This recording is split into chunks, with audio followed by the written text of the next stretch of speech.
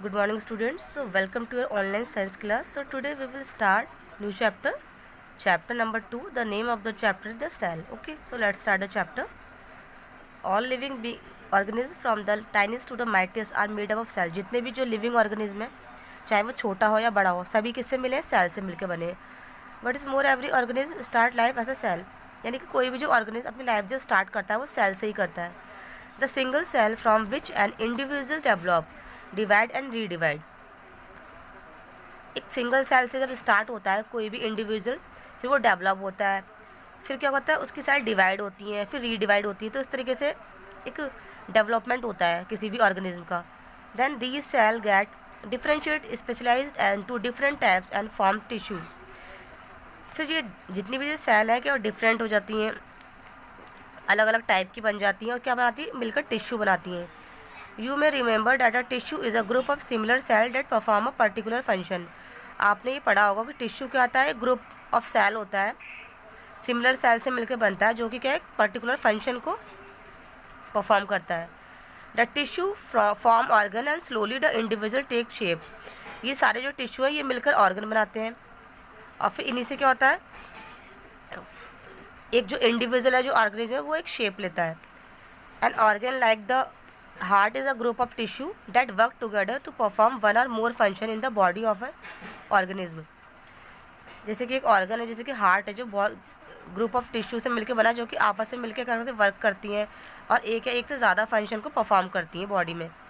The cell is the building block. इसलिए जो cell को हम बिल्डिंग ब्लॉक कहा जाता है. जैसे कि एक वॉल में बनाने के लिए जैसे ब्रिक की नीड होती है इस तरीके से बॉडी को बनाने के लिए सेल की नीड होती है और इसे हम स्ट्रक्चरल यूनिट भी बोलते हैं ऑफ द लिविंग बॉडी. ठीक है, बेसिक यूनिट है ये. The tiniest of the organism called unicellular organism. जो सबसे टाइनिएस्ट ऑर्गेनिज्म होता है वो यूनिसेलुलर ऑर्गेनिज्म होता है क्योंकि वो एक ही सेल से मिलकर बना होता है. इसके बारे में डिस्कस जो हम नेक्स्ट चैप्टर में करेंगे माइक्रो ऑर्गेनिज्म वाले चैप्टर में. All the life process like जितने भी जो हमारे लाइफ प्रोसेस है जैसे रेस्पिरेशन है डाइजेशन है वो सभी जो है इन्हीं ऑर्गेनिज्म में एक सिंगल सेल के थ्रू ही होते हैं. In fact it is the cell that carry out all the function even in multicellular organism like us. तो मतलब ये जो जितने भी जो यूनिसेलुलर ऑर्गेनिज्म है एक सिंगल सेल ही जो है सारे फंक्शन परफॉर्म करती है इनकी बॉडी में. जैसे कि किसी मल्टी सेलुलर ऑर्गेनिज्म मतलब जो मल्टी सेल से मिलकर बना होता है उसकी बॉडी में परफॉर्म करती है, वैसे ही यूनिसेलुलर ऑर्गेनिज्म की बॉडी में भी ये परफॉर्म होती है. This is why the cell is known as the functional unit of life. इसीलिए जो सेल को जो है फंक्शनल यूनिट ऑफ लाइफ कहा गया है. ओके.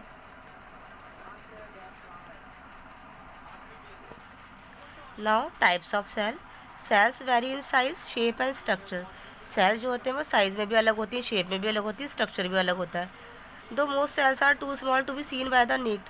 हम अपने नेक्ड आई से डायरेक्टली नहीं देख सकते, इनको हम माइक्रोस्कोप की हेल्प से देखते हैं. Some like the eggs of bird. जैसे कि एग ऑफ बर्ड है. The cell in fibre yielding जो प्लांट्स में होती है वो काफ़ी ज़्यादा बड़ी होती है. Some cells are rectangle. कुछ जो है रेक्टेंगल शेप की होती हैं, कुछ डिस्क शेप की होती है, कुछ पॉलीगोनल होती हैं, कुछ स्पिंडल शेप्ड होती हैं. मतलब अलग अलग शेप होता है. सम सेल्स आर कुछ स्मूथ होती हैं, कुछ हेयर लाइक ग्रोथ होती है उनके ऊपर.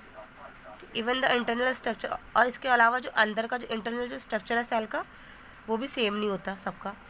You will be able to appreciate all the better if you see the some cell under a microscope. आपको ये तभी समझ में आएगा जब किसी माइक्रोस्कोप की हेल्प से आप इसे ऑब्जर्व करोगे. Now observing cell under a microscope. हम माइक्रोस्कोप के थ्रू सेल को कैसे ऑब्जर्व करेंगे. यहाँ पे आपको एक माइक्रोस्कोप का डायग्राम ऑलरेडी गिवन है.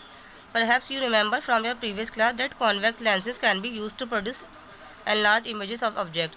आपने प्रीवियस क्लास में पढ़ा होगा जो कॉन्वेक्स लेंस है उनका क्या काम था, वो इमेज को बड़ा कर देते थे किसी भी ऑब्जेक्ट की.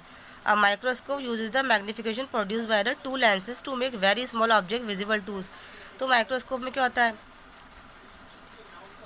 मैग्नीफिकेशन होता है इसमें जो कि दो लेंस जो होते हैं वो मिलकर करते हैं और किसी भी स्मॉल ऑब्जेक्ट को हमें विजिबली हम मतलब उसे देख सकते हैं. बहुत छोटी चीज़ को भी हम माइक्रोस्कोप के थ्रू देख सकते हैं जो हमें अपनी नेक्ड आई से नहीं देख सकते.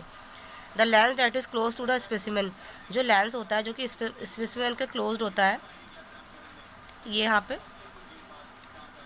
उसे हम बोलते हैं ऑब्जेक्टिव. ठीक है, जो स्टेज पे जो स्टेज के ऊपर जो होता है उसे ऑब्जेक्टिव बोलते हैं. Usually there are two more objective capable of different degree of magnification.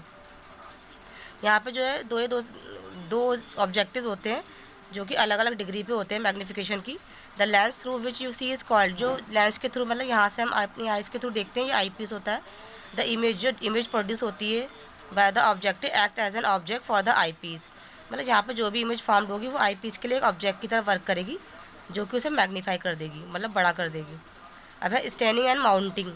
Sales, tissue, microorganism and so on that are viewed through a microscope are called, जो भी चीज़ें हम माइक्रोस्कोप के थ्रू देखते हैं वो हमारे स्पेसिमेन बोलते हैं उन्हें।